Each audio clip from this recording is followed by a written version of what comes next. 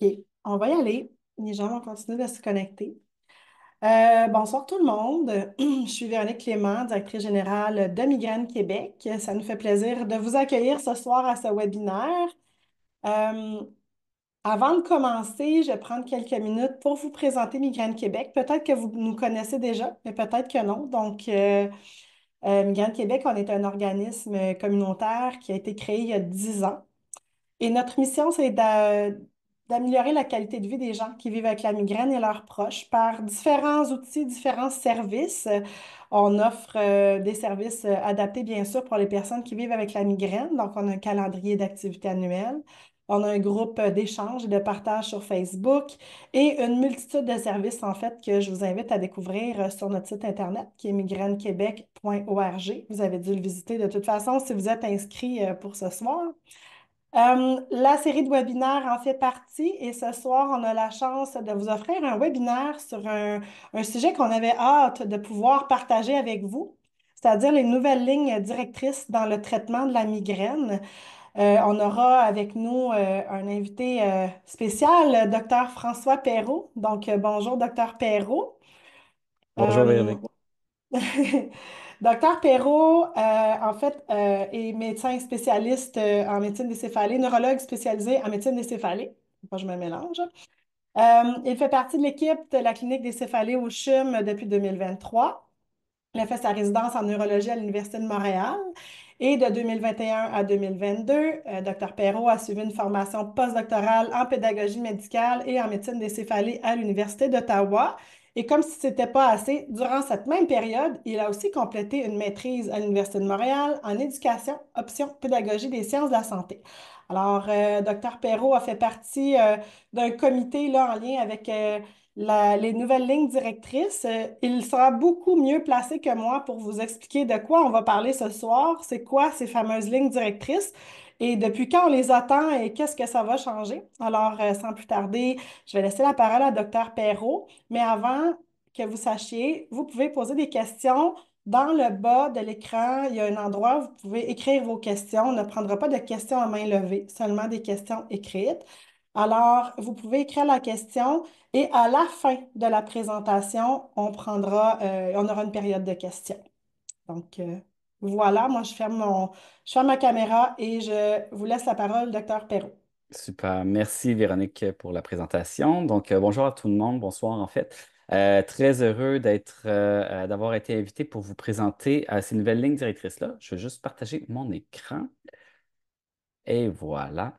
Comme je disais, ça me fait vraiment plaisir d'être présent ce soir pour vous venir vous parler de ces nouvelles lignes directrices-là pour le traitement de la migraine, qui en fait est quelque chose sur lequel on travaille depuis vraiment longtemps, depuis au moins 2, 3 ans, là, que c'est un travail qui se fait, puis qui était assez dur, je dirais, là, parce que comme la plupart des gens ici le savent, il y a des nouveaux traitements qui sont arrivés pour prévenir la migraine, en fait, principalement depuis 2018 avec tous les nouveaux anticorps. Donc, je pense que c'était très important de faire une nouvelle mise à jour sur qu'est-ce qu'il y avait eu comme nouvelles données sur les traitements qui existent encore, mais également où est-ce que ces nouveaux traitements-là se placent dans notre algorithme de traitement. Quand votre médecin vous voit puis il décide un traitement qu'il utilise, ben, c'est le genre d'outil qu'il va utiliser pour l'aider à se guider là-dedans. Fait que je pense que c'est une bonne opportunité ce soir de vous présenter ces lignes directrices-là. Évidemment, juste commencer, voici mes conflits d'intérêts auxquels j'ai déjà participé. Puis également, comme Véronique l'a dit, j'ai participé à l'élaboration, dans le fond, de ces nouvelles lignes directrices-là. Donc, tout ce que je vais vous présenter, c'est déjà des choses sur lesquelles j'ai travaillé. Avant d'en arriver plus précisément à parler de ces lignes directrices-là, mais je pense que ça serait bien en fait de vous présenter, ben, c'est quoi des lignes directrices, puis pourquoi on en fait dans le fond dans le monde médical, puis à quoi ça sert. Mais tu sais, des lignes directrices, c'est vraiment des recommandations d'experts qui sont basées sur les études et l'expérience clinique en même temps, puis qui va aider les médecins à choisir les traitements les plus appropriés.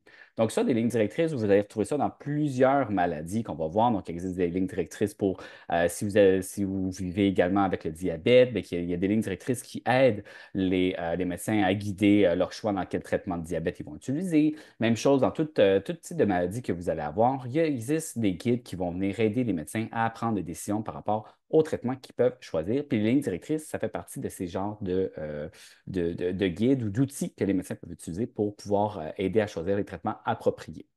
Dans ce cas-ci, nos lignes directrices, c'est vraiment un outil qui a été développé pour venir aider les médecins à choisir un meilleur traitement pour le traitement de la prévention de la migraine. Donc, tous les traitements que par la suite, dans le fond, qu'on va discuter ensemble, c'est vraiment tout ce qui est pour prévenir. Donc, les médicaments qu'on prend souvent soit à tous les jours ou comme les anticorps qu'on prend une fois par mois ou à tous les 3 mois, dans le fond, pour les traitements de la migraine. Fait que, tu sais, si vous n'entendez pas parler ce soir de Tripitant ou de Gépan ou d'autres médicaments comme ça, c'est normal. Il n'y a pas de ligne directrice, il n'y a pas eu de recommandations qui sont basées sur ça. C'est vraiment juste pour le traitement préventif de la migraine.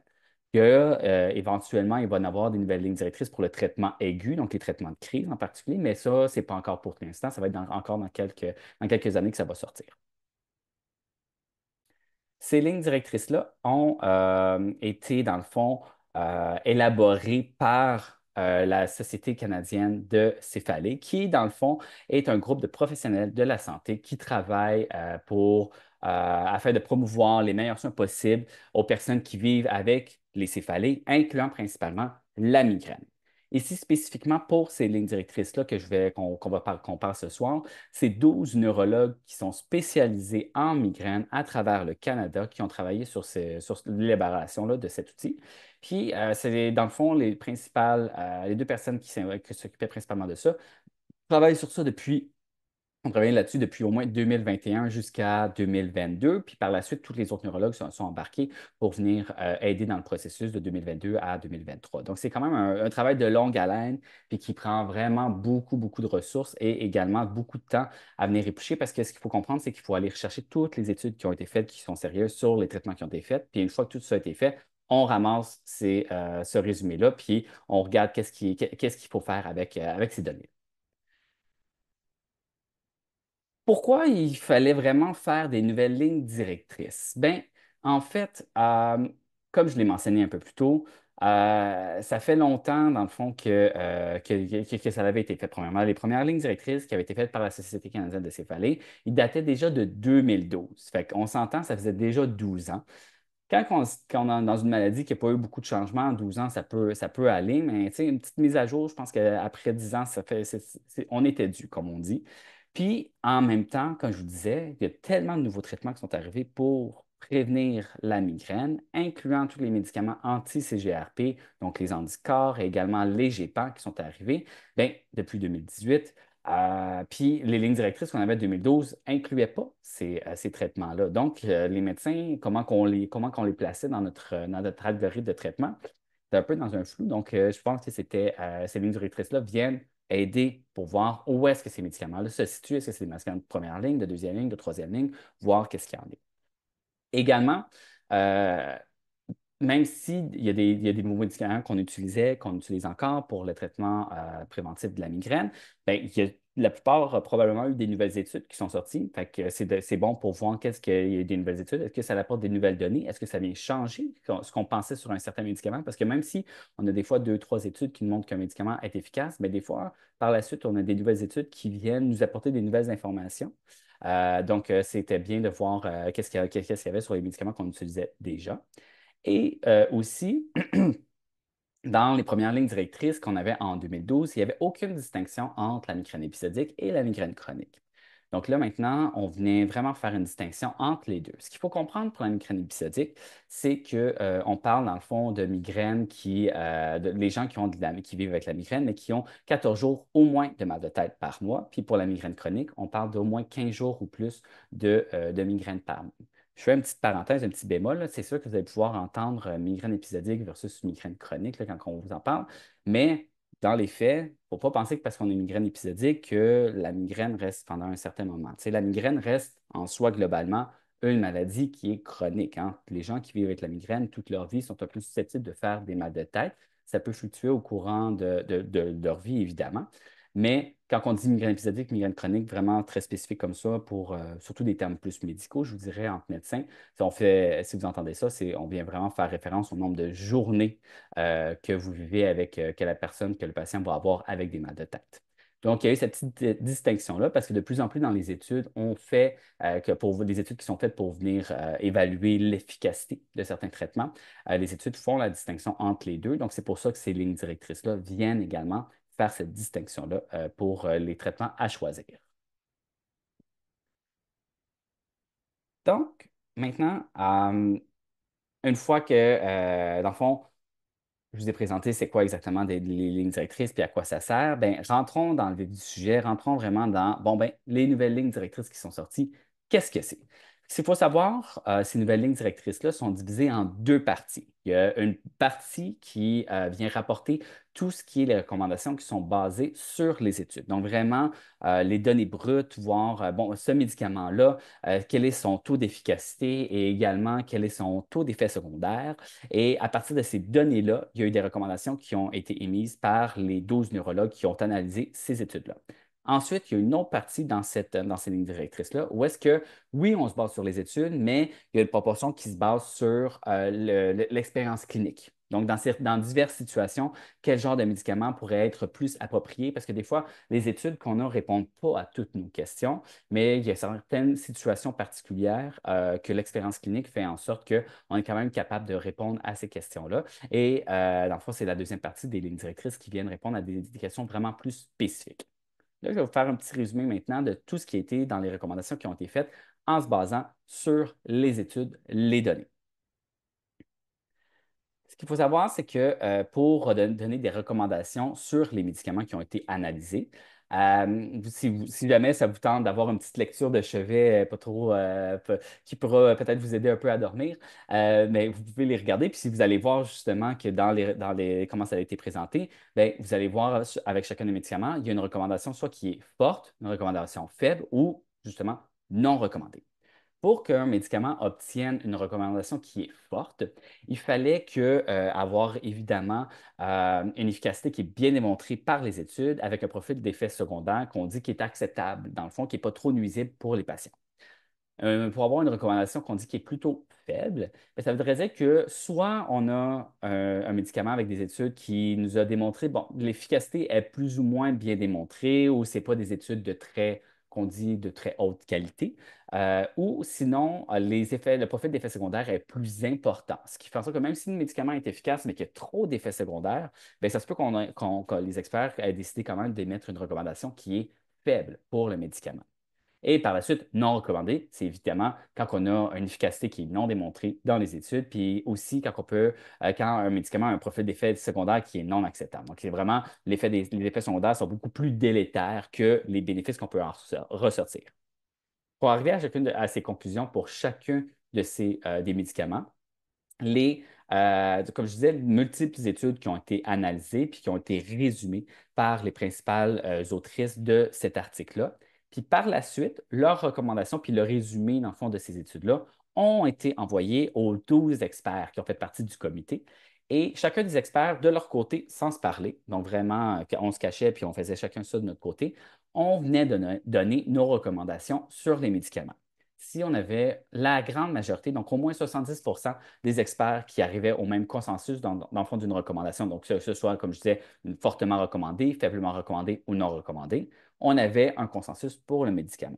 Si jamais le médicament, on arrivait à un consensus qui n'était pas nécessairement à 70 bien, on renvoyait des nouvelles données, on refaisait encore un nouvel essai avec tous les experts qui étaient présents jusqu'à temps qu'on ait une recommandation ou un accord, dans le fond, qui était à 70. Donc, ça s'est fait quand même assez facilement. Donc, jusqu'à 3 tours, dans le fond, qu'on a dû faire chacun entre les experts jusqu'à arriver à un consensus de 70 pour tous les médicaments que je vais vous parler. Donc, ça s'est quand même assez bien fait. Puis là, maintenant, je vais vous montrer tous les médicaments, dans le fond, qui ont été analysés, puis qu'est-ce qu'on en retient au final. Ici, ce que vous allez voir, puis ça ici, il va voir tout ce que je vous dis actuellement, c'est sûr que ça va être disponible, mais bientôt, si ce n'est pas déjà fait, mais bientôt, il va voir Migraine Québec va publier, dans le fond, un document également sur son site qui résume les nouvelles recommandations. Et c'est ce qu'on va retrouver comme tableau dans ce résumé-là. Si vous regardez ça, évidemment, c'est beaucoup de noms, beaucoup d'infos, probablement des noms que vous reconnaissez qui sont présents dans ce tableau-là. Mais le but ce soir, c'est pas de passer chacun des médicaments puis de vous ennuyer avec les chiffres, là. C'est vraiment de faire ressortir les points les plus importants de ce tableau-là. Parce qu'il y a des médicaments dans ça qui sont présents depuis longtemps, mais qu'il n'y a pas eu beaucoup de changements, là, je vous dirais, là. Euh, Qu'est-ce qu'on va noter principalement? Il y a des nouveaux médicaments qui sont apparus dans ce tableau-là qu'on n'avait pas avant dans le tableau, dans le fond, de 2012. Et tout ça ici, ce que je vous parle, c'est pour la migraine épisodique. Puis on se rappellera, migraine épisodique, c'est vraiment 14 jours au moins de mal de tête par mois. Les nouveaux médicaments qui sont apparus, on peut voir, dans le fond, qui est la mémantine, qui est un médicament qu'on utilise parfois en neurologie, qui avait un effet qui était fait pour la migraine, mais qui peut être efficace pour certaines personnes, avec également le lévétiracétam ou le Keppra, qui est un médicament qu'on utilise souvent en épilepsie, qui est apparu ici. Avec également un médicament qui fait baisser la pression, qui est l'enalapril aussi, qu'on peut retrouver. Ce sont des effets un peu mitigés, mais qui sont quand même des nouveaux outils qui peuvent être présents, qu'on peut utiliser. Mais je pense que le plus important, le plus gros, la plus grande nouveauté, en fond, puis qu'est-ce qui nous intéresse le plus, ben, c'est tout ce qui est les médicaments contre le CGRP qui sont arrivés, dont principalement, on va avoir les anticorps contre le CGRP, donc c'est-à-dire le Vyepti, le Aimovig, le Ajovy et l'Emgalti, mais on a également un GEPAN qui s'utilise comme traitement préventif, le Qulipta, qui est maintenant dans les médicaments qui sont fortement recommandés pour le traitement de la migraine épisodique. Donc ça veut dire qu'on a maintenant des preuves, toutes les analyses qu'on a faites, on a eu des très bonnes études qui nous démontrent des preuves solides que ces médicaments-là sont efficaces pour le traitement préventif de la migraine et qui ont également, comme je disais, un profil d'effet secondaire qui est très acceptable pour les patients. Et ce qui fait qu'on a pour ça qu'on a une recommandation qui est forte pour ces traitements-là. Euh, Évidemment, puis ça, je vais en parler un peu plus tard. Dans les recommandations qui ont été faites, il y a différentes gradations qui ont été faites, mais même que la recommandation qui a été émise par la Société canadienne de céphalée et par cet article, c'est que même ces traitements-là devraient être offerts en première intention, surtout en migraine épisodique pour les gens qui ont plus de 8 jours de migraine par mois et qui ont un impact qu'on dit fonctionnel important. Qu'est-ce que ça veut dire? C'est que ça veut dire que ça a beaucoup d'entraves dans leur quotidien, au travail, juste dans leurs habitudes de vie et tout ça. Donc, dans ces cas-là, ça pourrait valoir la peine d'utiliser ces traitements-là en première ligne. C'est sûr que à ce moment, qu'est-ce qui se passe, c'est que c'est principalement les personnes pour qui il y a déjà de nombreux traitements qui ont été inefficaces, qui ont ensuite accès aux anti-CGRP. Mais ça, on va revenir, c'est principalement à cause de ce qui a été mis par les assurances, mais également par la RAMQ, dans le fond, pour pouvoir avoir accès à ces traitements-là. Ben, il faut avoir essayé les traitements avant. Ce qui n'est pas mauvais parce que pour certaines personnes, un premier traitement comme la mitriptyline peut très bien fonctionner, mais quand même, ça peut être bien d'avoir accès à ces autres traitements-là sans barrière pour avoir accès aux anticorps anti-CGRP. Mais on va y revenir un peu plus tard. Autre nouveauté, un nouveau médicament qui est maintenant apparu pour les médicaments qui sont fortement recommandés. On a le candesartan, qui est un médicament contre la pression, qu'on a depuis plusieurs années, là, qui est toujours disponible, mais qu'on a remarqué, dans le fond, au fil de son utilisation, qui a un effet contre la migraine qui est quand même assez intéressant. Maintenant, ça veut juste que on l'utilisait souvent, en fond, pour les gens qui sont très habitués à traiter ce type de maladie, ben, à traiter les gens qui vivent avec la migraine. On utilisait souvent le candesartan parce qu'on savait qu'il y avait une efficacité. Mais là, maintenant, on a des études qui nous le prouvent que c'est efficace et que ça vient nous conforter dans notre pratique qu'on faisait déjà. Donc, c'est très bien toléré, puis ça fonctionne bien en général comme médicament. Donc, maintenant, on l'a comme traitement qui est fortement recommandé. Autre nouveauté qui est quand même assez importante, ce que vous avez noté, c'est que deux autres gros changements, c'est en fait un des premiers, c'est que le topiramate. Probablement qu'il y a plusieurs personnes ici qui connaissent ce traitement-là, mais pour ceux qui ne le connaissent pas, c'est un médicament contre l'épilepsie, donc anti-crise de convulsion d'épilepsie, qui est présent depuis plusieurs années, puis qu'on utilise en migraine également depuis longtemps.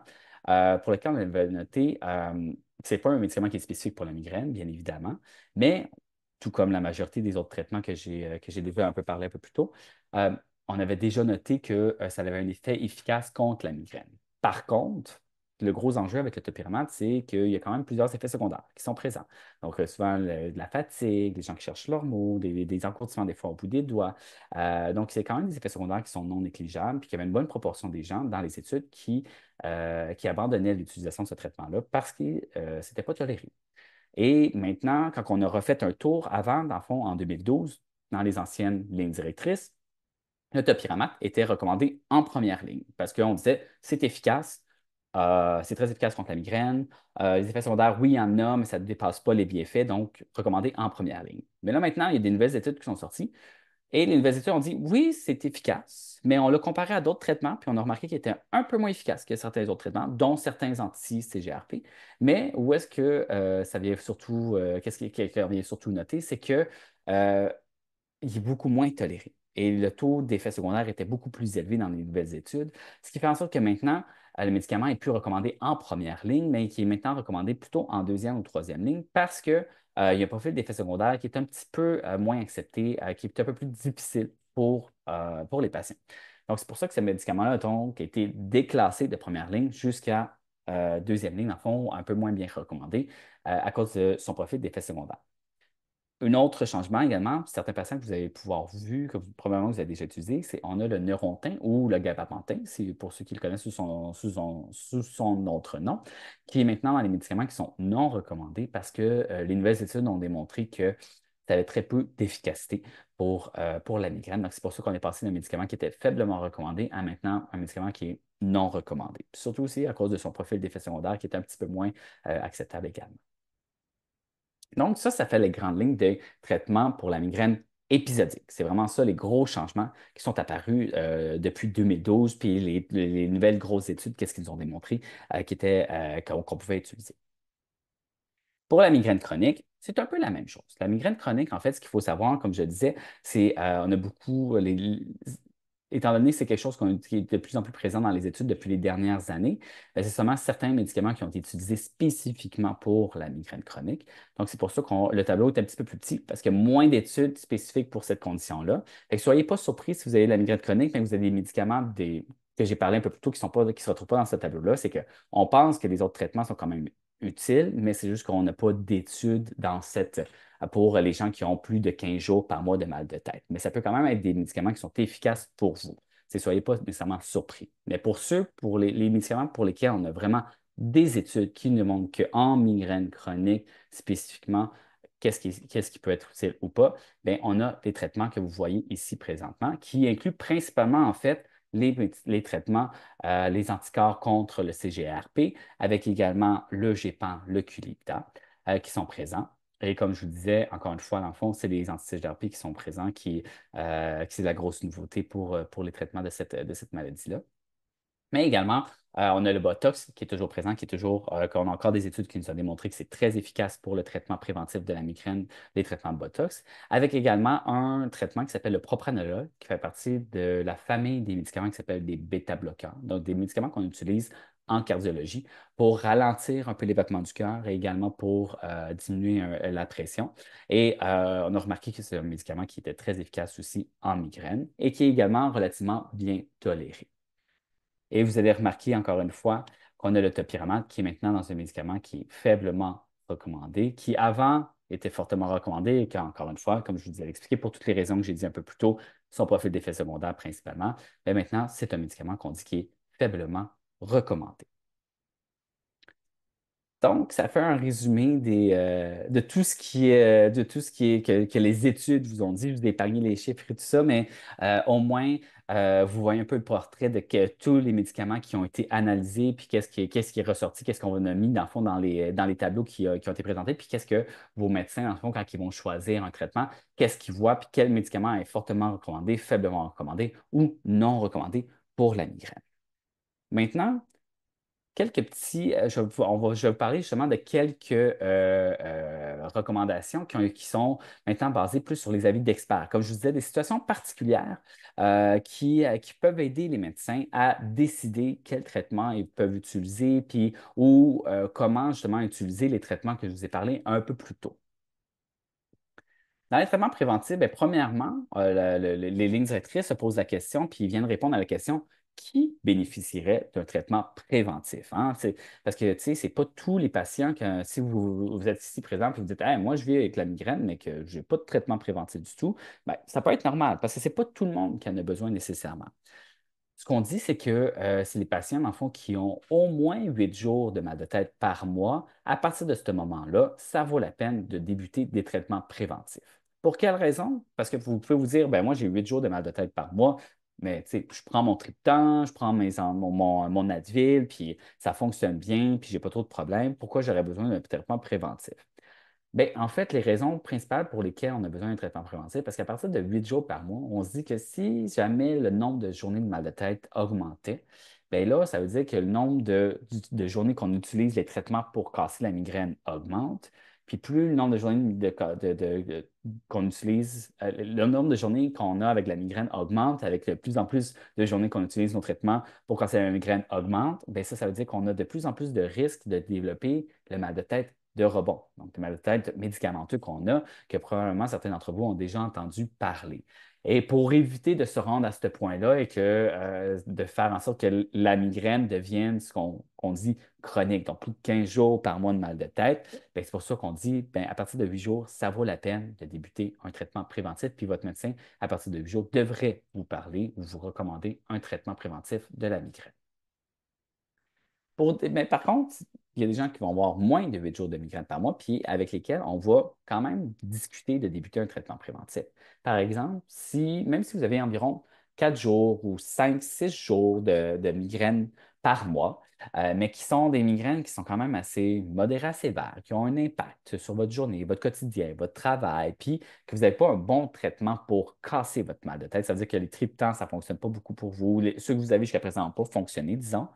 Ben, à partir de ce moment-là, ça peut valoir la peine de prendre un traitement préventif parce que le traitement préventif, oui, ça permet de prévenir la fréquence des crises, donc moins de journées de mal de tête, mais des fois aussi peut permettre de diminuer l'intensité du mal de tête. Fait que si jamais vous passez à des journées, des crises de migraine qui sont sévères à légères, ben, quand même, ça peut faire un impact pour vous. Ces 4 à 5 journées-là, ben, ça peut quand même ça peut faire une différence pour la personne, le traitement préventif qui va être débuté. Mais évidemment, si pour vous, peu importe le nombre de journées de mal de tête que vous avez, ça a un impact important sur votre vie sociale, sur votre travail, ou peu importe, donc ça a vraiment un gros impact, bien, en discuter avec votre médecin pour voir est-ce que ça vaudrait la peine de débuter un traitement préventif, ça peut valoir la peine. Puis ça se peut que même si vous avez 3 jours de mal de tête par mois, ça se peut qu'en discutant avec votre médecin, vous décidez de débuter un traitement préventif. Ce qu'il faut savoir, c'est qu'avec 4 jours ou moins, les chances que le traitement préventif fonctionne sont un peu plus basses parce que la fréquence est moins élevée, mais quand même, ça vaut la peine des fois de l'essayer. Puis, du moins, comme je disais, d'avoir la discussion avec votre médecin pour voir si c'est quelque chose qui pourrait être approprié pour vous. Autre question, dans le fond, que ça vient répondre, les traitements préventifs de la migraine, bien, il y a certaines situations spéciales où est-ce que le médecin doit se poser plus de questions avant de débuter un médicament en particulier. Parce que, tu sais, oui, on aimerait ça, hein, que les traitements préventifs, ce soit, comme on dit, un one size fits all, hein, on a une ligne claire, on a vraiment une ligne vraiment spécifique, puis qu'après ce traitement-là, on va à tel autre et à tel autre. Mais malheureusement, ce n'est pas nécessairement comme ça. Puis aussi, c'est correct parce que votre médecin vient un peu individualiser le traitement qui va en fonction de vos autres maladies que vous avez, de vos désirs également, mais aussi en fonction de vos types de mal de tête. Donc, c'est important un peu de personnaliser le traitement qui se présente. Mais il y a certaines conditions particulières où est-ce que là, on peut quand même répondre à des questions. Comme par exemple, si vous êtes un patient qui vit avec également une pression qui a tendance à être un peu plus élevée. Ben, tu sais, on a des traitements, comme je disais, qui étaient utilisés pour baisser la pression, comme le propranolol et le candesartan, qui ont des très bonnes évidences pour venir traiter la migraine, mais qui également ont cet effet-là sur la pression. Bien, ça se peut que votre médecin vous propose ce traitement-là parce que vous vivez aussi avec de l'hypertension artérielle. Donc, on fait un peu une pierre deux coups. Même chose avec des patients qui ont un peu avec de l'embonpoint ou de l'obésité, mais on a des médicaments qui vont perdre du poids. Donc, ça se peut qu'ils vont commander plus ce type de médicaments-là. Des patients quand vous avez également soit de l'anxiété ou de la dépression, des fois d'aller avec de l'ajout de la mitriptyline, de la nortriptyline, qui ont des petits effets anxiolytiques également, qui ont des effets contre l'anxiété et la dépression, bien, ça se peut que votre médecin oriente le choix de son traitement en fonction de vos autres, si vous avez d'autres maladies, d'autres conditions de santé, il va prendre ça en considération dans son choix de traitement. Également, pour les femmes qui sont en âge d'avoir des enfants ou si on a une grossesse qu'on sait qui s'en vient, ben, ce n'est pas tous les médicaments qui peuvent être utilisés pour la grossesse. En particulier, les médicaments contre le CGRP, ben, on n'a pas d'études actuellement qui nous démontrent que ces traitements-là sont sécuritaires pour la grossesse. Donc, en ce moment, ils sont contre-indiqués. Donc, ces lignes directrices-là viennent répondre à la question, quels traitements qui sont offerts dans ces, euh, dans ce guide sont sécuritaires pour les femmes qui vont tomber enceintes ou également les femmes qui allaitent. Donc, ça vient aider les médecins à décider quel traitement serait le plus utile dans ces situations-là. Et également, ces lignes directrices-là vont également aider les médecins à aider une personne qui a des migraines réfractaires. Donc, ça veut dire, malgré l'utilisation de traitements qui sont appropriés, après 3 traitements qui sont essayés, on a encore de la migraine qui est présente puis qui a peu d'impact. On va, ça serait quoi les prochains traitements à utiliser, puis quelles sont les stratégies qu'on peut utiliser. Donc là, c'est vrai, c'est là où est-ce que ça vient, que ces lignes directrices-là viennent dire ben, que premièrement, euh, d'aller vers les traitements contre le CGRP, absolument qu'il faut y aller. Puis c'est pas parce qu'il y a un traitement anti-CGRP qui ne fonctionne pas que les autres ne fonctionneront pas. Donc ces lignes directrices-là viennent, puis on a des études qui le démontrent, ça vaut la peine d'essayer plus d'un anti-CGRP, au moins 2 à 3, pour voir si ça fonctionne ou si ça peut avoir un impact sur la personne. Également, ces lignes directrices-là viennent aussi dire que pour ces patients-là qui ont des migraines plus difficiles, bien, des fois, de combiner certains traitements ensemble, ça peut valoir la peine. Donc, que ce soit 2 traitements qu'on prend par la bouche, de ce que je vous ai dit un peu plus tôt, de combiner un anti-CGRP avec un traitement qu'on prend par la bouche aussi, ou des fois, de combiner un anti-CGRP avec le Botox également. Dans le fond, c'est une approche qu'on peut voir assez fréquemment, mais on a des données qui nous démontrent que c'est efficace de combiner ce genre de traitement-là. Donc, ça vient aider les médecins à pousser un petit peu plus, puis à dire, ben, si on a un patient qui se présente avec ce genre de situation-là, ben, ça se peut qu'il ait besoin de plus d'un traitement pour venir traiter et prévenir ces mal de tête et ces migraines. Il y a une section également un peu plus spécifique pour les anti-CGRP parce que c'est très important d'en discuter parce que, veut pas, comme je le disais, c'est des nouveaux médicaments qui sont présents et tout le monde, dans le fond, qui est spécialisé en médecine de mal de tête, viennent parler de ces traitements-là. Puis tous ceux qui traitent des patients qui vivent avec la migraine, ben, ils vont se faire poser la question puis ils vont se demander, ben, est-ce que mon patient, c'est un candidat ou est-ce qu'il devrait recevoir les anti-CGRP? Voici ce que, dans le fond, les lignes directrices viennent émettre par rapport à ça. Et également, c'est quoi leur recommandation par rapport à l'utilisation des anti-CGRP. Ce qu'il faut savoir, le contexte général, qu'est-ce qu'on a ici au Québec, c'est en fonction des assurances, c'est souvent, il faut avoir essayé 2 ou 3 traitements préventifs avant de pouvoir avoir accès à un anti-CGRP qui va être remboursé par les assurances. Parce qu'il ne faut pas oublier que c'est des traitements qui sont efficaces, mais qui malheureusement sont quand même assez chers. Ils coûtent beaucoup d'argent. Et donc, si c'est non remboursé, il y a très, très, très, très, très peu de gens qui pourraient avoir accès à ces traitements-là. Souvent, dans les études, il y a juste ou dans les recommandations qui sont émises par les assureurs et également par la RAMQ, mais seulement les coûts directs du médicament qui sont pris en compte. Donc, je vous donne le coût d'élaboration du médicament en tant que tel pour déterminer l'impact économique de l'accès à ces traitements-là. Par contre, les coûts indirects de la migraine, ça demeure quand même assez important. Puis qu'est-ce qu'on parle par coût indirect? On vient vraiment parler de qu'est-ce qui représente l'absentéisme au travail, la perte de productivité pendant une crise, certains patients qui présentent une invalidité qui est partielle ou permanente. Tout ça, ce sont des coûts indirects qui sont reliés à la migraine, mais qui ne sont pas nécessairement pris en compte des fois par les gens qui viennent décider si ce médicament-là devrait être remboursé, puis dans quelles conditions il devrait être remboursé. Donc, c'est ça qui explique un peu pourquoi souvent, ben, on va voir que les recommandations, qu'est-ce qu'elle dit? Ben, il faut avoir au moins essayer 2 ou 3 traitements avant de pouvoir avoir accès aux anti-CGRP parce qu'on fait juste analyser les coûts directs. Et si on regardait les coûts indirects, on verrait qu'une migraine qui est non traitée, ça coûte quand même assez cher aussi à la société. Donc, prenant en considération tout ça, la Société canadienne de céphalée a décidé que, étant donné qu'on a des preuves solides pour l'utilisation des anti-CGRP, euh, ça devrait être, dans plusieurs situations, offert en première ligne. Donc, dans quelle situation ça devrait être offert en première ligne? On parle de migraine chronique. Donc, dès qu'on a 15 jours ou plus de mal de tête par mois, on devrait avoir, puis avec des caractéristiques de migraine évidemment, on devrait avoir accès en première ligne sans restriction au traitement prophylactique qui est les anti-CGRP. Également, comme je le disais un peu plus tôt, épisodique fréquent. Donc, les patients qui ont de la migraine épisodique, donc moins de 14 jours de migraine par mois, mais ceux qui ont entre 8 et 14 jours, ce qu'on se rend compte, c'est que ces gens-là ont l'impact fonctionnel ou l'impact de confondre les points directs, comme j'ai dit, on est proche de la migraine chronique. Donc, dans ces cas-ci, ils devraient avoir accès également au traitement en première ligne, c'est-à-dire que sans même avoir essayé un autre traitement avant, ça pourrait être considéré adéquat d'utiliser les traitements anti-CGRP pour ces patients-là.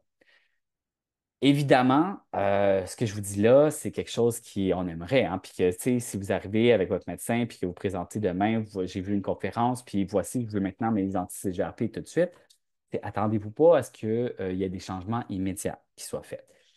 Ces lignes directrices-là sont élaborées, puis ils émettent des recommandations qui sont basées, comme je vous disais, sur tout ce qui est les données scientifiques qu'on a, mais il y a souvent un délai entre ces recommandations-là qui sont faites et également ce que les assureurs, que ce soit les assureurs privés ou publics, de la manière qu'ils vont les mettre en application. Donc, malheureusement, c'est sûr que ça va prendre un petit peu de temps.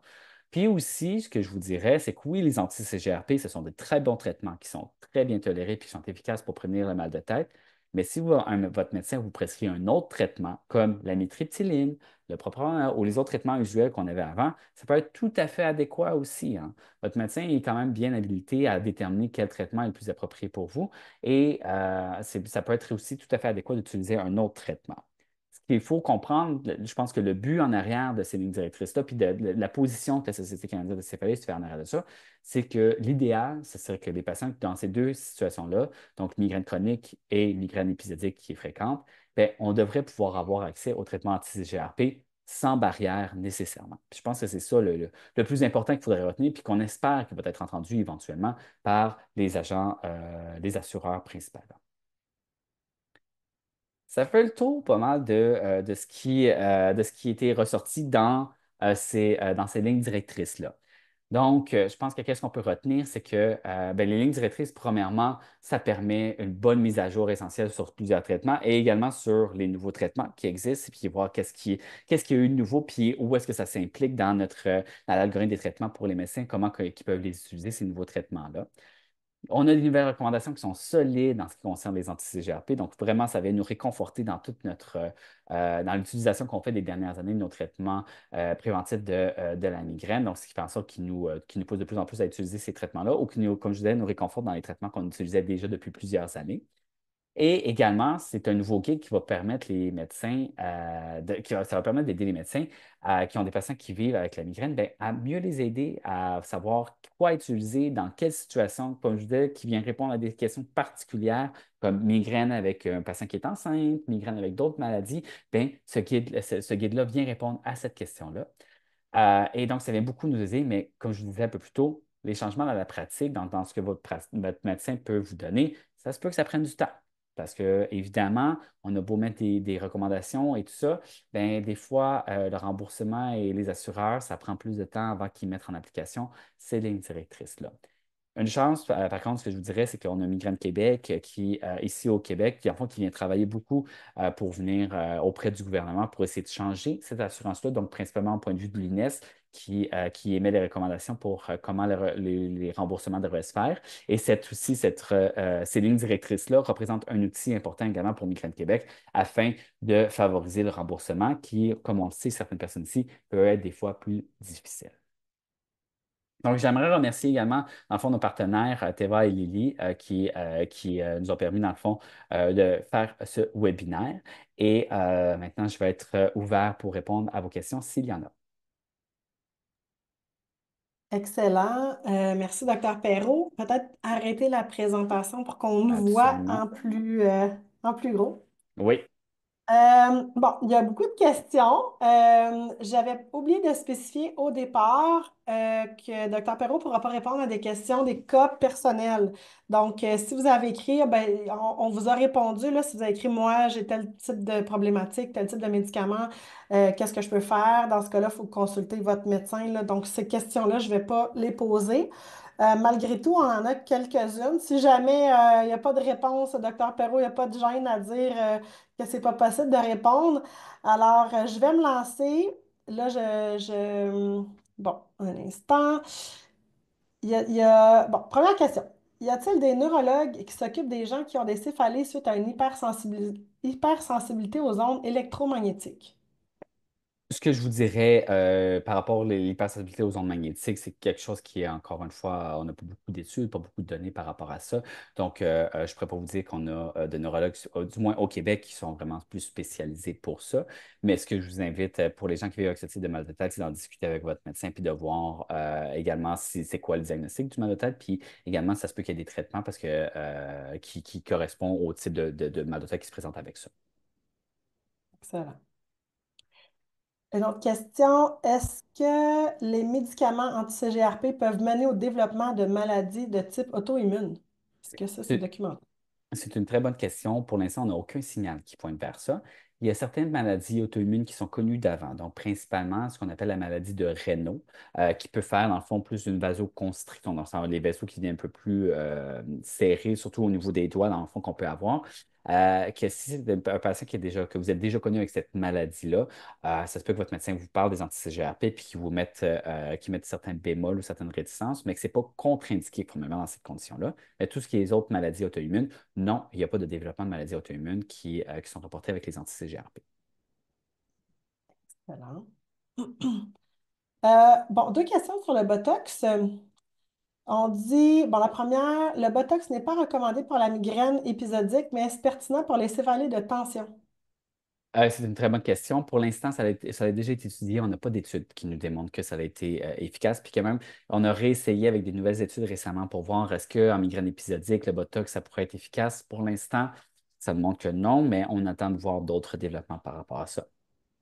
OK, je pense que ça vient de répondre à l'autre question. OK. La question qui était pourquoi c'est recommandé pour les migraines chroniques, mais non recommandé pour la migraine épisodique, c'est une question C'est que d'étude. c'est une question qu'on n'a pas vu d'efficacité. Dans le fond, avec les patients qui ont des migraines épisodiques, on voit un nombre significatif, ça vient réduire de manière significative le nombre de journées de mal de tête. Mais pour les gens qui ont de la migraine épisodique, ça ne vient pas réduire de manière significative. Excellent. Euh, En lien avec les troubles neurologiques fonctionnels, existe-t-il des méthodes pour stimuler le système nerveux périphérique qui permettraient de corriger la prédiction du cerveau, c'est-à-dire que le circuit automatisé se désengagerait progressivement, le trigger de basse pression atmosphérique n'aurait plus d'effet sur le cerveau? C'est une question assez spécifique, là, je dirais, par rapport à ça, qui n'est pas nécessairement mon champ d'expertise. Ce que je dirais, par contre, avec le trouble neurologique fonctionnel qui peut être en lien avec les mal de tête, c'est sûr qu'on peut avoir des fois certains patients qui ont de la migraine qui peuvent avoir aussi des mal de tête qui sont reliés avec un trouble neurologique fonctionnel, qui n'est pas nécessairement relié au changement barométrique, là, je vous dirais. C'est vraiment une autre pathophysiologie, autre chose qui vient expliquer ça. C'est un peu de la manière qu'il faut voir ça, le cerveau prédictif, c'est vraiment plus on y pense, plus le cerveau va s'habituer à ça, puis plus on habitue notre cerveau à avoir de la douleur par rapport à qu'est-ce qu'on vient mettre en place. Puis le cerveau, on l'a entraîné à avoir de la douleur quand on fait telle activité, puis on y pense constamment, bien, à chaque fois qu'on fait ça, la douleur va venir. Fait que ça peut ça, en fond, résumer très, très globalement le cerveau prédictif, qu'est-ce que c'est. Mais des traitements spécifiques par rapport à ça, c'est pas. Mais ce qu'il faut comprendre avec les troubles neurologiques fonctionnels, les traitements ne sont pas pharmacologiques. C'est vraiment plus une approche de psychothérapie et autres qu'il faut avoir. Mais ça, je vais laisser plus certains collègues qui sont spécialisés dans ça pour répondre à ces questions. Excellent. D'ailleurs, on va avoir, je vous les informe, là, on va avoir un webinaire très bientôt, là, dans les prochains mois, sur la neuroplasticité. Et on va parler de la PRT, Pain Reprocessing Oui. Therapy, thérapie de, je ne sais pas c'est quoi en français, je m'excuse. C'est ça, on dit tout le Non, temps je en sais anglais. pas. Ouais. Mais surveillez la programmation, on va parler de ces sujets-là prochainement dans les webinaires de Migraine Québec. Une autre question. Est-ce que le Aventil est toujours recommandé en prophylaxie? Oui, absolument. Il n'était pas nommé ici, mais il fait partie de la même famille que la mitriptyline, et donc oui, il est recommandé en prophylaxie. Parfait. Euh, bon, ça, c'était une question qui était plutôt personnalisée, mais je vais poser la fin parce que c'est quelqu'un qui explique, bon, tous les médicaments que cette personne-là prend, mais elle dit que son médecin n'est pas ouvert à prescrire des GEPAN. C'est quelqu'un qui fait quand même 8 à 15 migraines par mois. Mm. Elle demande comment pourrais-je amener mon médecin à s'ouvrir à la possibilité de me prescrire des GEPAN. Je ne sais pas si c'est une question à laquelle on peut répondre, là, mais C'est ça, c'est plus difficile parce que, évidemment, les GEPAN, les médecins, les traitements anti-CGRP, ce sont des nouveaux médicaments. Fait que c'est sûr que pour des gens qui sont pas habitués qui sont pas habitués, qui font pas de la migraine, des céphalées à tous les jours comme moi je peux faire, des fois, ça peut prendre un peu plus de temps avant que ces gens-là soient à l'aise. Puis c'est normal, dans le fond, que surtout les médecins de famille, il y a tellement de choses qui se passent dans tellement de maladies en même temps, ils ne peuvent pas être à l'aise à prescrire tout ce qui est présent. Par contre, ce que je peux vous inviter à faire pour essayer d'aider, ben, c'est que nous, de notre côté, puis avec Migraine Québec, c'est sûr qu'on fait beaucoup d'enseignements auprès des médecins de première ligne pour leur montrer que ces traitements-là sont sécuritaires, puis que c'est bien de les prescrire déjà d'emblée, et de ne pas attendre nécessairement de voir un neurologue très spécialisé en médecine de migraine pour pouvoir y avoir accès. Mais si vous voulez en parler un peu plus avec votre médecin, vous pouvez toujours le référer vers des ressources qui sont présentes sur Migraine Québec également, sur certaines présentations qui sont présentes, puis pour faire un peu plus d'éducation, pour que lui-même, il puisse se faire de la formation sur ce traitement-là. C'est toujours un peu ça qu'il faut faire. Puis si lui, vraiment, il n'est pas du tout à l'aise, vous pouvez toujours lui demander de faire une référence vers un neurologue qui va être plus à l'aise de prescrire ces traitements-là. excellent. Je vais ajouter que très prochainement, je ne ferai pas de date parce qu'on travaille là-dessus présentement, mais il va y avoir une nouvelle section qui va s'ajouter sur notre site Internet en lien avec les traitements et l'accès aux différents traitements. Donc, il y aura des ressources supplémentaires là-dessus. Il y en a déjà, là, mais il y en aura encore plus Mm. très prochainement. Est-ce qu'il y a des contre-indications pour les anti-CGRP, entre parenthèses, exemple AVC? Oui, absolument. Il y a certaines contre-indications pour les anti-CGRP. La plus grosse contre-indication qu'on a, c'est d'avoir des maladies qu'on dit cardiovasculaires qui sont actives dans les 6 derniers mois. Donc, quelqu'un qui a fait un infarctus, donc c'est-à-dire un arrêt cardiaque ou de faire une crise de cœur dans les 6 derniers mois, un AVC dans les 6 derniers mois, ce sont des contre-indications pour ces traitements-là à les débuter. Mais mettons, quelqu'un qui a déjà eu ça dans le passé, ça fait plus de 6 mois, c'est pas une contre-indication à partir de ce moment-là. Et comme je l'ai dit aussi, autre contre-indication, évidemment, c'est la grossesse et qui est contre-indiquée à utiliser ces traitements-là pour l'instant parce qu'on n'a pas de bonnes données qui disent que c'est sécuritaire pour la grossesse, mais également pour le fœtus actuellement. Parfait, merci. Est-ce que les anticorps sont tous équivalents les anti-CGRP, excusez, sont tous équivalents d'une compagnie à l'autre? Et pour quelle raison est-ce qu'on peut observer de beaux résultats avec un anti-CGRP et rien du tout à un autre? C'est une excellente question. J'aimerais savoir la réponse, mais on n'a pas de facteur vraiment qui prédit la réponse à un traitement versus un autre. C'est sûr que, tu sais, oui, leur mécanisme d'action est le même, mais le médicament en soi a des petites particularités. Donc, ce qui fait en sorte que ça se peut que certaines personnes répondent à l'un plus que l'autre, mais on n'a pas de données, on n'a pas de rien pour l'instant qui nous prédit que, ben, telle personne, oui, ça va être avec la Jovi qui va mieux répondre, et l'autre personne, c'est plus avec le Vyepti, et l'autre personne, c'est plus Qulipta, ou on n'a pas de bonnes données pour l'instant. Ce qu'on sait par contre, c'est qu'ils sont tous autant efficaces l'un que l'autre, mais que ça se peut que vous ayez à en essayer plus qu'un avant de trouver celui qui est le mieux adapté pour vous. Euh, une- on tombe dans des questions peut-être un petit peu plus, je ne veux pas dire politique, mais presque, là. Est-ce que les nouvelles lignes directrices ont été communiquées aux médecins? Est-ce que vous savez comment ça se passe de ce côté-là? Oui. C'est sûr que de notre côté, oui, c'est communiqué aux médecins, comme par rapport, par exemple, nous, par exemple, pour les neurologues, notre Association des neurologues du Québec, ça a été véhiculé avec tout le monde. On a eu des présentations qui sont présentées aux médecins. Donc, de plus, tu sais, c'est sorti au mois de septembre, octobre dernier. Fait que, tu sais, tranquillement, ça fait boule de neige. Il y a de plus en plus de conférences qui sont faites. Donc, oui, c'est véhiculé aux médecins de plus en plus. Excellent. De notre côté aussi, nous, on essaie de le véhiculer un peu largement. Nous, on a moins accès aux médecins, plus aux patients, mais tout de même, on véhicule ça le plus possible, ces lignes directrices-là. Hmm. Tantôt, d'ailleurs, il a été mentionné dans la présentation là, que Migraine Québec allait diffuser. On avait fait un article là-dessus au départ, là, quand ils ont été publiés, les lignes directrices, mais on a préparé un résumé qui explique là, un petit peu ce qu'on s'est dit aujourd'hui et qui va être diffusé en même temps que le lien là, de la rediffusion de la conférence. Donc oui, ça va être accessible là, sur notre site Internet très, très prochainement, là, probablement en cours de la semaine prochaine. Question, est-ce que la RAMQ va se baser sur ces lignes directrices pour décider si un médicament peut être accessible ou non pour le remboursement? Excellente question. C'est ça qu'on aimerait. C'est ce qu'on souhaiterait. Mais pour l'instant, non, la RAMQ ne se base pas sur ce document-là. Mais comme je disais, ben, Véronique, tu peux répondre un peu plus spécifiquement, mais il y a beaucoup de travail qui fait en sorte on essaie de faire en sorte que les décisions de la RAMQ se basent plus sur ce qui vient de sortir que qu'est-ce qu'on a depuis quelques années, disons. Oui, exact. Je vais compléter rapidement. Je ne vais pas aller trop dans des détails de comment ça marche là, au niveau politique, mais il faut savoir que d'abord, ça vient de l'INES, là, Institut national d'excellence en santé et services sociaux, qui, eux, émettent des recommandations. Je ne sais pas comment le nommer, là, mais c'est vraiment eux qui vont décider qu'est-ce qui est appliqué ou pas et qui transmettent à la RAMQ qu'est-ce qui va être remboursé ou non. Puis après ça, il y a une autre question sur les assureurs privés. Là, quelqu'un demande comment je fais pour pouvoir convaincre mon assureur de le rembourser. Ben, c'est un peu ça le travail que nous, on fait chez Migraine Québec, c'est-à-dire autant du côté de l'INES, on s'assure qu'ils vont prendre ces lignes directrices-là en considération. Donc, on demande une révision des critères. Évidemment, on travaille au niveau de la RAMQ. On demande à ce que la RAMQ s'ajuste à ces nouvelles lignes directrices et puisse adapter les remboursements en conséquence. Puis, de la façon que ça marche au Québec, ben, si la RAMQ un jour adopte un changement, automatiquement, les assureurs privés doivent minimalement offrir ce que la RAMQ offre. Donc, c'est sûr que plus on réussit à convaincre le gouvernement, ben, plus les assureurs privés vont pouvoir suivre. Mais c'est sûr qu'il y a un travail qui se fait aussi au niveau des assureurs privés. C'est lent, c'est beaucoup d'éducation. Des fois, c'est une question même de mécompréhension des programmes d'assurance, des médicaments qui incluent ou pas. Puis, il y a un énorme travail derrière, mais sachez que, en tout cas, à Migraine Québec et d'autres, on travaille là-dessus pour essayer de faire changer les choses et de faciliter l'accès au traitement.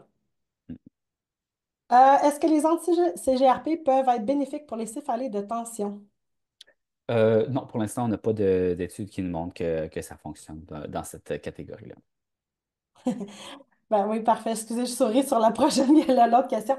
Est-ce qu'il y a une ligne directrice pour que notre médecin de famille nous réfère à un neurologue? C'est une bonne question.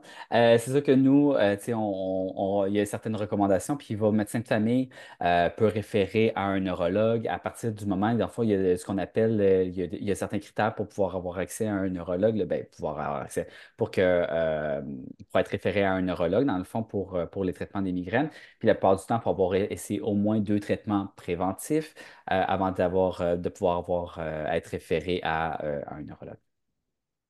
Merci. Parler des traitements préventifs. La question, c'est, avant d'avoir accès aux anti-CGRP, est-ce que les 3 essais de traitement préventif doivent durer au moins 3 mois chacun? Pas nécessairement, ça dépend de si le médicament est toléré ou non. Parce que, mettons, si vous prenez pendant 2 semaines et que les effets secondaires ne s'en vont pas du tout, vous n'êtes pas obligé de le prendre pendant les 3 mois qui sont. Mais avant, si le médicament est bien toléré et que vous n'avez pas d'effets secondaires, oui, on commande de l'utiliser pendant au moins 3 mois parce que des fois, ça peut prendre du temps avant que l'effet bénéfice se fasse ressentir. Fait. Je vais faire une autre petite parenthèse sur les travaux de Migraine Québec. C'est important d'informer nos membres Mhm. sur qu'est-ce qu'on fait. Peut-être important de savoir que dans le reste du Canada, ce sont 2 traitements et non pas 3. Donc, c'est Mhm.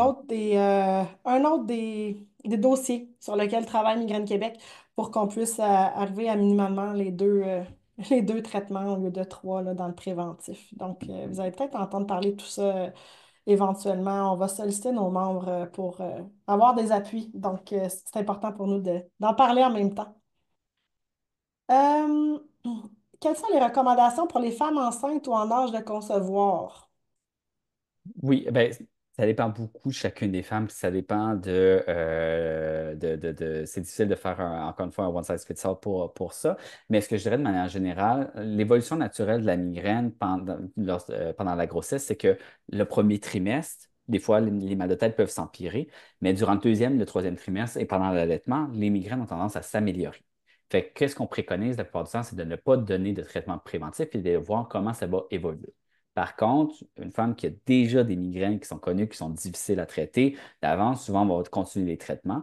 Et les traitements qui sont considérés sécuritaires pendant la grossesse, ce sont l'amitriptyline, nortriptyline, avec également les bêta-bloqueurs, incluant le propranolol. Ce sont nos trois principaux médicaments qui sont considérés sécuritaires en grossesse. Il y a d'autres traitements également qui peuvent être possibles, mais ce rendu-là, c'est plus votre médecin puis le neurologue qui va décider. Merci. Est-ce qu'il y a une contre-indication pour les anti-CGRP pour quelqu'un de plus de 75 ans? Il n'y a pas de contre-indication à utiliser les CGRP et plus de 75 ans. C'est pas dans les études, souvent ça l'a arrêté. Je ne me rappelle plus de l'âge exact où est-ce que ça l'arrêtait pour les études. Là. Souvent, ça l'arrête autour de 65-70 ans. Mais en tant que tel, même si c'est une population qui est un peu moins représentée dans les études, il n'y a pas de contre-indication à utiliser ces traitements-là chez cette population. Merci. Bon, vous parlez de la maladie de Raynaud, mais qu'en est-il de syndrome douloureux régional complexe? C'est une question un peu plus spécifique, je dirais, mais je n'ai pas de notion comme quoi il y a de contre-indications à utiliser les anti-CGRP avec le syndrome régional complexe. Là, c'est pas, pour moi, j'ai jamais rien vu dans les études que c'était contre-indiqué. Fait- Il y a des questions un peu spécifiques, là, j'essaie de... Là, j'avais pas fait le tri, là. Il y a des questions qui entrent au fur et à mesure, fait que je suis en train de... Excusez, je vais prendre un petit 2 secondes pour être sûre que je pose la bonne question. Ben ça, c'est une question peut-être un petit peu plus technique sur comment ça fonctionne, mais je pense qu'elle est quand même pertinente. Comment obtenir un rendez-vous en neurologie lorsqu'on a une recommandation de son médecin? Ben, en fait, c'est le médecin qui fait la demande. La plupart du temps, il y a ce qu'on appelle, puis je ne me rappelle plus qu'est-ce que ça veut dire, l'acronyme, mais c'est ce qu'on appelle le CRDS, qui est dans le fond, c'est une centrale de rendez-vous pour les médecins en spécialité, puis que ça, c'est envoyé selon votre secteur où vous habitez. Ça va être envoyé à l'hôpital ou le secteur de neurologie qui est associé avec la clinique de votre médecin de famille. Et par la suite, vous allez être mis sur la liste d'attente et c'est par la suite que vous allez être appelé pour votre rendez-vous en neurologie. Je serais curieuse d'en savoir plus sur les approches dites naturelles telles que le citrate de magnésium, la riboflavine, les coenzymes Q10. Ces traitements sont classés dans la liste fortement recommandée. J'en suis étonnée. Oui, en fait, c'est des traitements qui sont fortement recommandés. Est-ce que ce sont les traitements qui sont les plus efficaces? Non. Tu sais, ou non, ce pas les traitements qui sont les plus efficaces pour prévenir la migraine, surtout pour les migraines fréquentes et chroniques. Par contre, il y a un profil d'effets secondaires qui sont très faibles et que ça fonctionne très bien chez des patients qui ont des migraines épisodiques un peu moins fréquents. Donc, c'est pour ça que c'est maintenant dans la catégorie que c'est fortement recommandé. Et les études qu'on a sur ça, c'est que ça montre qu'il y a quand même une relativement bonne efficacité qui est présente. Excellent. Est-ce que les enfants peuvent prendre des préventifs ou des anti-CGRP? Oui, absolument. Il y a certains médicaments préventifs qui peuvent être prescrits, et également certains anti-GRP. Sauf que, je dois être honnête, je suis neurologue adulte, je ne suis pas neurologue pédiatrique. Donc, puis les traitements spécifiques par rapport à ça, ça change quand même et je ne suis pas à jour dans cette littérature-là actuellement. Donc, je ne pourrais pas répondre à la question. Pas de problème. Ça aussi, c'est un dossier qu'on va aborder éventuellement en webinaire, la migraine et les enfants. Autre question. Est-ce que l'effet positif des anti-CGRP diminue avec les années, comme on peut le voir avec d'autres traitements? Pour l'instant, on n'a pas de signal qui nous pointe vers ça.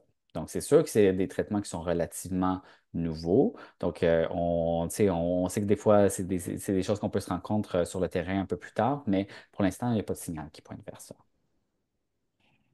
OK. Euh, la vitamine B2 a été suggérée par la clinique de la migraine après une trop grande prise de triptan par mois, une amélioration importante. OK. Est-ce que les triptans font qu'il y a des migraines de rebond et que pensez-vous de la prescription de la B2?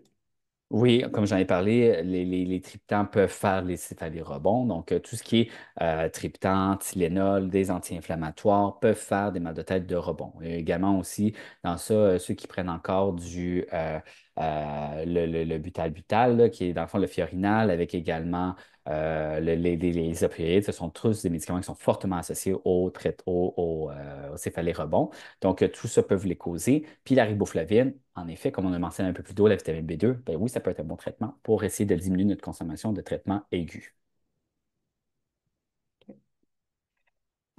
Qu'est-ce qui fait qu'un neurologue va prescrire une molécule faiblement recommandée au lieu de fortement recommandée? J'imagine que c'est du cas par cas, hein. C'est du cas par cas. Puis si déjà, des fois, les traitements qui sont fortement recommandés, puis encore une fois, comme je disais, les faiblement recommandés, c'est pas parce qu'ils sont pas efficaces. S'ils sont faiblement recommandés, des fois, c'est à cause du profil d'effets secondaires. Fait que si vous avez encore des médecins qui vous prescrivent du topiramate ou d'autres médicaments qui sont dans les faiblement recommandés, c'est pas une mauvaise pratique.